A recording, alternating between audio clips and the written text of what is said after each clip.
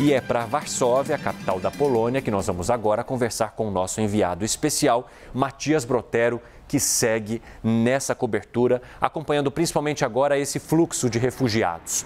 Matias, eu gostaria que você nos ajudasse a entender, primeiro, como é que funciona a recepção. Normalmente ela acontece mais naquelas cidades que estão na fronteira dos países.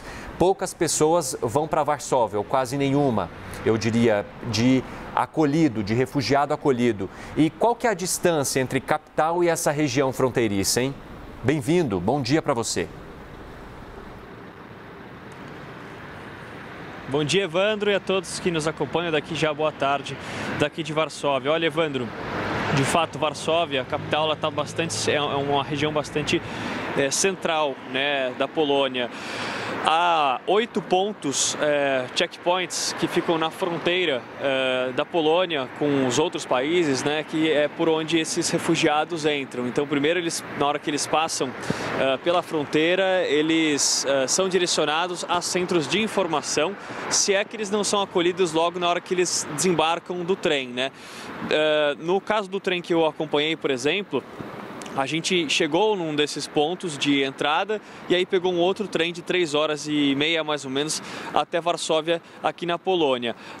Aqui há muitos refugiados que vêm, que não conseguem ir direto para casa das pessoas, dos voluntários, que cedem aquele espaço. Então eles vêm, por exemplo, atrás de mim, vocês estão vendo, é justamente um desses centros de informação, é um dos maiores centros de informação e funciona da seguinte maneira. Eles chegam lá, apresentam documentos, comprovação de que eles são ucranianos, vieram da Ucrânia, e aí as pessoas que trabalham, os voluntários que trabalham nesse centro de informação disponibilizam um local para eles ficarem, descobrem um lugar onde eles podem ficar, seja um apartamento, cedido por um voluntário, ou até mesmo um hotel. Muitas vezes o hotel ou é gratuito ou então é de baixo custo, Agora, o primeiro contato que o refugiado tem com a Polônia, de fato, não é aqui em Varsóvia. Ele passa, por exemplo, por diferentes cidades. Uma delas que eu pretendo inclusive visitar é Medica, uma cidade relativamente próxima a Lviv, na Ucrânia, Lviv tem sido um local para onde muitos refugiados que vêm da capital ucraniana estão buscando refúgio, Acaba sendo um ponto de passagem. Eu, inclusive, conversei há pouco com uma refugiada que me disse que iria sair ontem à noite mesmo, lá da capital ucraniana, mas acabou não conseguindo porque bem na hora do trem, bem na hora de ir à estação, houve um toque de recolher e aí teve que deixar para hoje. Então a expectativa é que ela vá hoje a Lviv e aí de Lviv ela tome um trem aqui para Varsóvia, na Polônia. Evandro. Agora, Matias, a gente tem percebido o movimento aumentando cada vez mais. As autoridades ucranianas mencionaram que as pessoas estão levando aí 60 horas para conseguir atravessar a fronteira. Por que isso está acontecendo? Por causa do número de pessoas que vem aumentando? São 60 horas para atravessar algumas fronteiras, muitas vezes são muitos quilômetros, 20 quilômetros de fila, de comprimento, para entrar na Polônia, os carros completamente parados. Ontem mesmo um entrevistado, uma pessoa que veio da Ucrânia, disse que teve que deixar o carro na rua porque não andava. Daí ele andou a pé durante um tempo e aí conseguiu pegar um outro carro e veio aqui para a Polônia. Agora sim, há um fluxo cada vez maior. Um êxodo já, que está sendo dito, de refugiados vindo da Ucrânia aqui para a Polônia. É o país que vem recebendo o maior número de refugiados, inclusive já há um dado, são 350 refugiados, 350 que vieram aqui, 350 mil que já chegaram aqui à Polônia nos últimos 6 dias nos quais a gente vem acompanhando bem de perto essa guerra entre a Rússia e a Ucrânia. E sim, o fluxo vem aumentando bastante, é o que eu consigo notar também nos centros de informação que eu percorro aqui pela capital polonesa. Há um fluxo cada vez maior de pessoas chegando, mas elas ficam pouco tempo nesses centros, elas são logo direcionadas para algum local. Agora, tem também uma questão, que é o depois dela ser hospedada, porque muitas pessoas acabam conseguindo um local na hora que elas chegam, mas aí por diferentes motivos elas precisam deixar aquela casa do voluntário,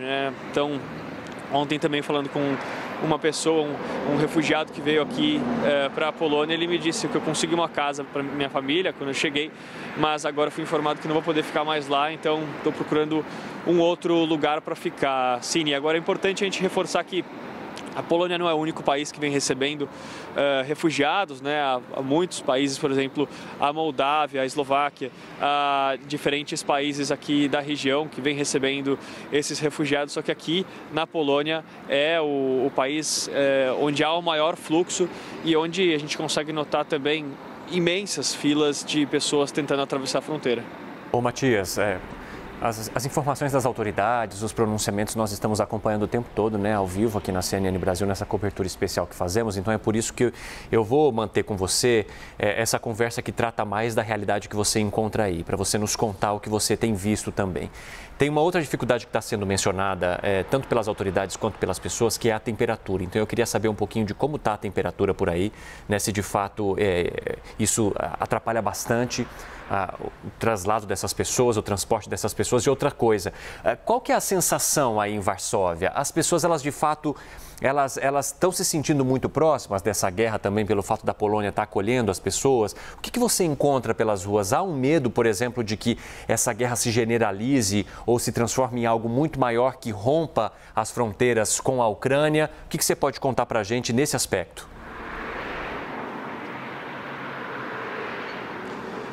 Evandro, o que eu tenho percebido é que ninguém até agora falou, olha, eu acho que isso vai terminar em breve, vai terminar em tanto tempo. Ninguém sabe absolutamente nada sobre quando esse conflito pode ser resolvido, né? A gente acompanha diariamente aqui, quase que de minuto a minuto, a movimentação dos líderes, né, que conversam, fazem reuniões.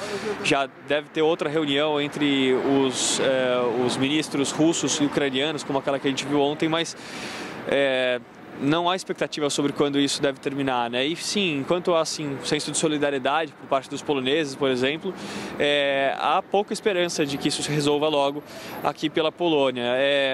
Os refugiados, a sensação de maneira geral que eu tenho é de bastante sofrimento, né? É um período de guerra, então é um sofrimento muito grande das pessoas que deixaram familiares, pais, por exemplo, ou até avós que pela idade não puderam deixar a Ucrânia, e aí isso se torna um senso de preocupação, né? Falava também ontem com uma voluntária, primeiro dia de trabalho dela, ela disse que ouviu naquele dia 4 histórias que fizeram ela chorar. Então há um senso de bastante sofrimento, sim, porque apesar da solidariedade, do acolhimento, da recebida, de fato o que está acontecendo lá é muito, muito triste, né? E essas pessoas tendo que deixar o país dela e os pais também, sem saber exatamente quando vão voltar, se mesmo vão ver de novo, até com base nas notícias que vem acontecendo diariamente, né? Hoje a gente viu esses mísseis que atingiram o principal prédio do governo de Kharkiv, né? A segunda maior cidade da Ucrânia.